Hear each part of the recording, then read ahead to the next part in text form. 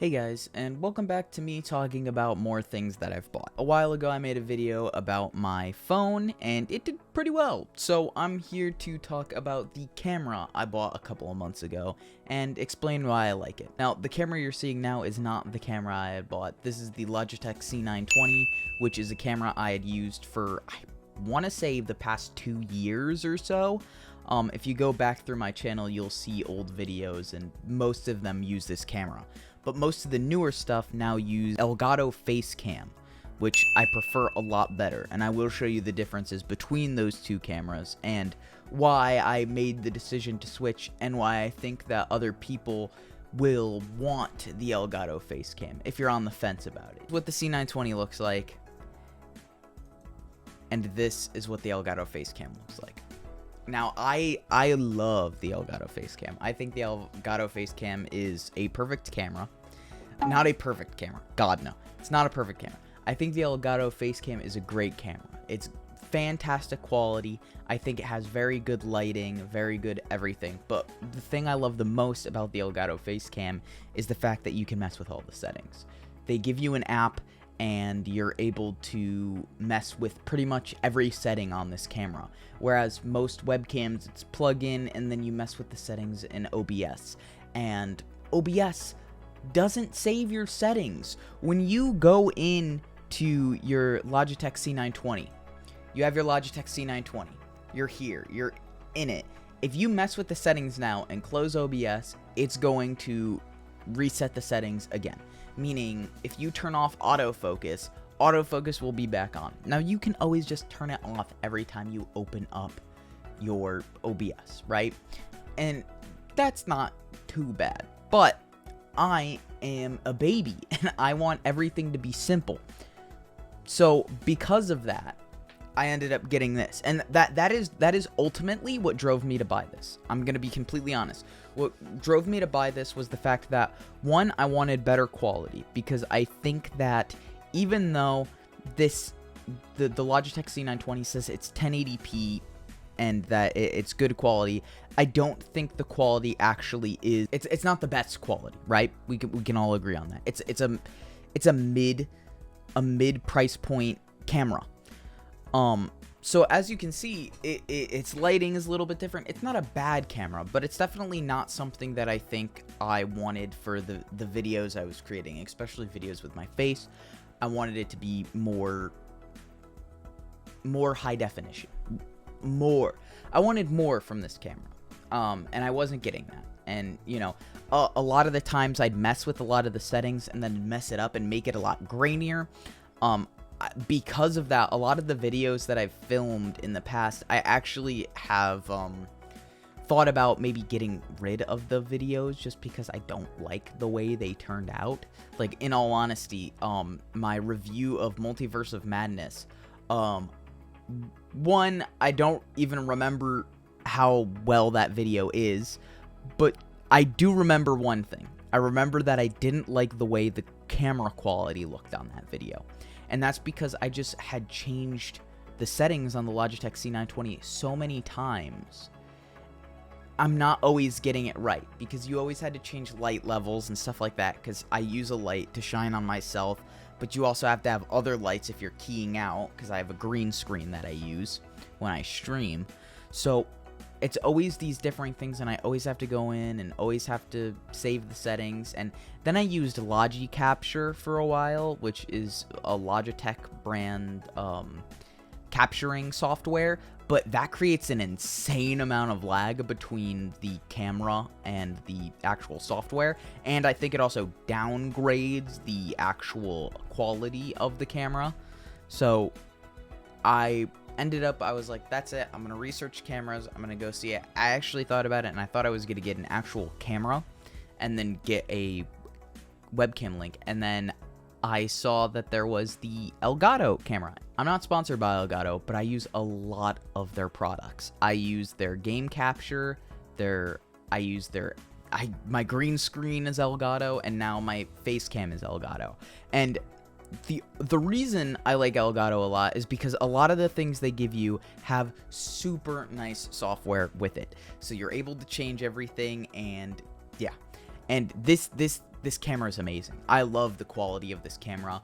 I think the lighting is insanely good. The detail is really well. Like, I can really tell that I'm ginger, because you can actually see most of my freckles now. Whereas I feel like the other one, I don't know if it's the white balance or whatever, kind of washes out my face. And you know, you can tell, but colors look muted, and you can tell that I'm ginger, but it's definitely a bit more noticeable on this camera. I think that this camera is also better in the lighting terms as well, because when I use a green screen, I don't have to have it right to the back of my chair. I put it right up against my bed, right down there. I put it right there, and then roll it up, and then I still have room to move around and everything, and I'm able to get out of my room and stuff. Whereas I would have to have it like really up close. Actually, for a while, my computer was faced the other way against the wall, and I had a green screen up against the wall, so I would literally pull my desk forward when I would turn on all the lights, so that way it would green screen out everything. And it worked for a while, but I was also like, it was very claustrophobic, because I'd have to get so close to the green screen so that all the colors meshed correctly. Whereas this one, it seems to be I have a lot more control, and I feel like the quality is a lot better. Obviously, there is, you know, the price difference. This is a $169 camera, $170 camera, versus a $50 camera. And that's a lot of money to shell out for a camera, right? Especially if you're just starting off. And this is where I'm gonna hammer home to people who want to be streamers, YouTubers, whatever it is. Go for the lower camera first. I started with like a $20 camera. I was just playing Pokemon. That's all I was doing. I was doing Nuzlocke. I was playing Pokemon. I had a $20 1080p camera. I put it there. If you're gonna start small. You build up, all right? Because that's what you do with everything. That's how it works with working out. That's how it works with eating more or eating less. You always start slow and then build up. So start with the lower end camera. Start with it, because honestly, if you're just trying to attract an audience at first, this isn't going to deter them. This isn't that bad of a camera. It's not. But if you want that upgrade in quality, if you want to go, okay, I understand, but I have the money, and I'm understanding that, you know, it is more of an investment, go with this camera. But it doesn't hurt to start small. It doesn't hurt to start with the lower end stuff. Like, this C920 is still good. I am going to probably give this to someone.